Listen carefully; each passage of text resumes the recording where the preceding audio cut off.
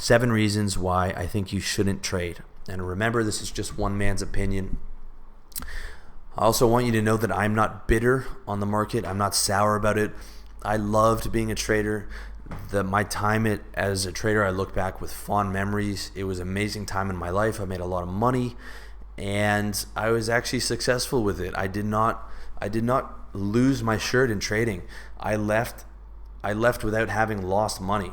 I think I was down 5,000, but the company didn't come after you for what they considered were small losses. Basically, I left even, and that was it. I kept all my money. Since I hadn't put any of my money up front, I didn't have any money to lose. So I came out of the market with, over 100 grand in my bank. From just like 3 months work, in 3 months I made 150 grand. So it was like a stupid amount of money that I came out of the game with, and I was technically a success. I didn't last as long as I wanted to, but I'm not talking from sour grapes, and I'm not talking from someone who has failed at this. Okay, so here's why I think you shouldn't trade. Because this is not the business to be in if you want to make sustainable cash for the rest of your life. It's gambling. And I know you might have heard of some guys who are successful, and even me right now, I'm telling you I was successful, or reading about some guy on YouTube, but check back with that guy in 2 or 3 decades. Here are the 7 reasons why I think you shouldn't trade.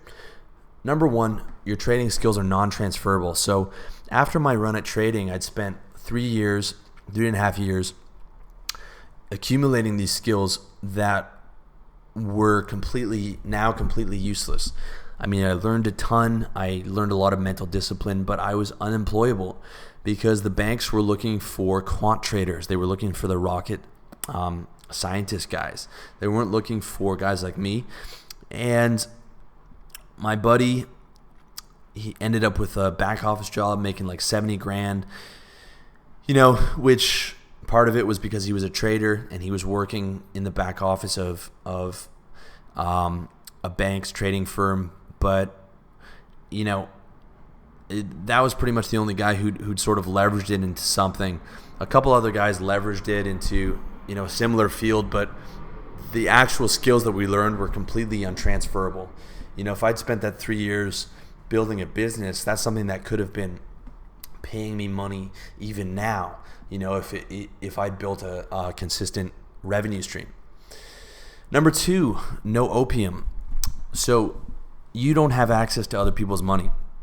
And even if you get a brokerage account, you're only going to have access to a tiny amount of money, and that's not enough to get rich. The only reason I made real money was because I had $3 million in buying power. Okay?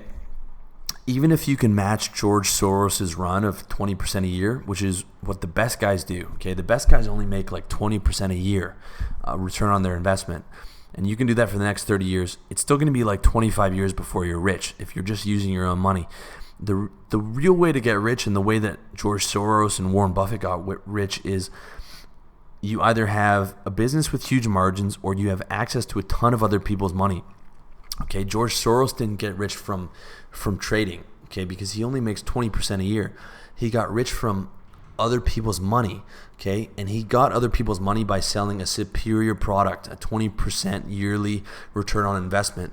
So the market, the Dow Jones, on average only returns 8%. He returns 20%, so he's 12% better than average.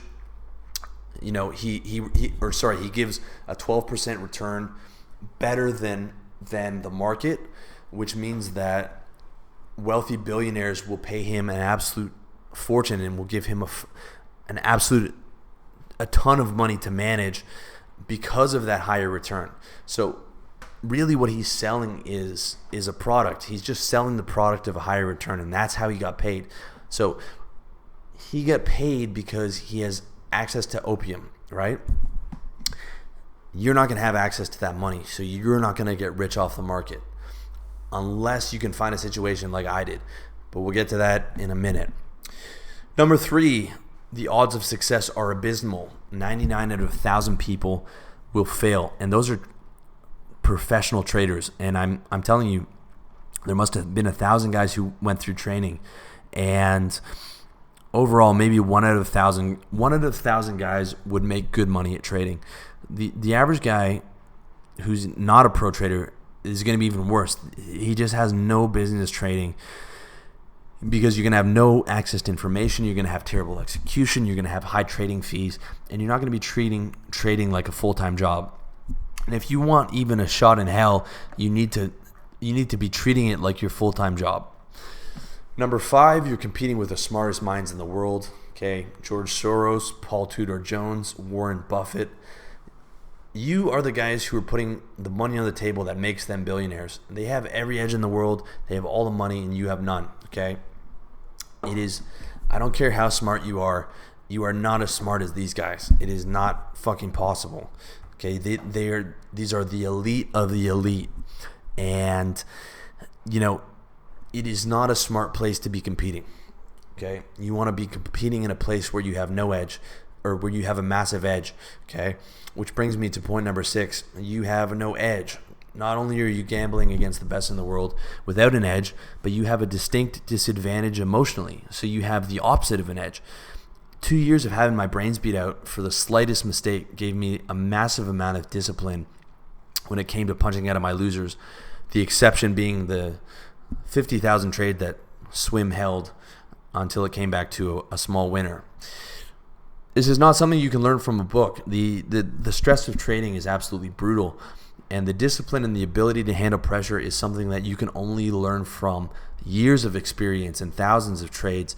And that experience costs money and time and stress. And that money will put you out of your business.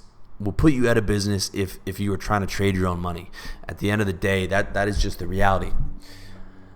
Number 7, and this is the final point on why you shouldn't trade. Your lifespan is tiny. So almost 10 years from when I was a full-time trader, 9-10 years, no one I know is still trading. Not a single solitary soul from my training class, from any of the pro traders I worked with. Not a single person. Much like a pro football player, the average trader has a shelf life of maybe 3 years. But the difference is the pro football player leaves with his money.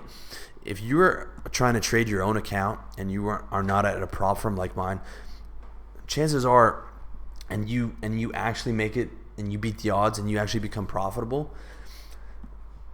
there is no guarantee that you're going to leave with your money, right? The football player plays for 3 years. He might get injured. His career's done, but he leaves with his money. You could make money for 3 years and end up going in the hole and end up with not only no money, but going into debt. Okay, for guys trading their own accounts, this is a common occurrence. I got lucky because I didn't have to put up my cash. I was in the right place at the right time, and I left without losing a lot of money. I left pretty much even. I realized it wasn't working. My manager agreed, and I left on good terms.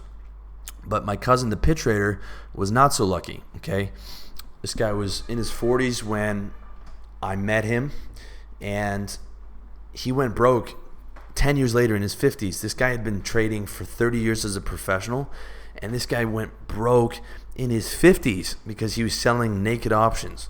Okay, 30 years in the market, 30 years in this business, and in his 50s, he's completely flat broke with nothing to show for all the money and all the time and all the stress that he's put up with.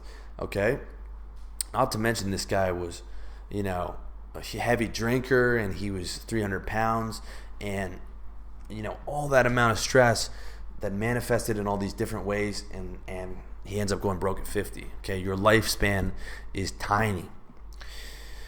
So if you're still unsure, my advice to you is not to trade.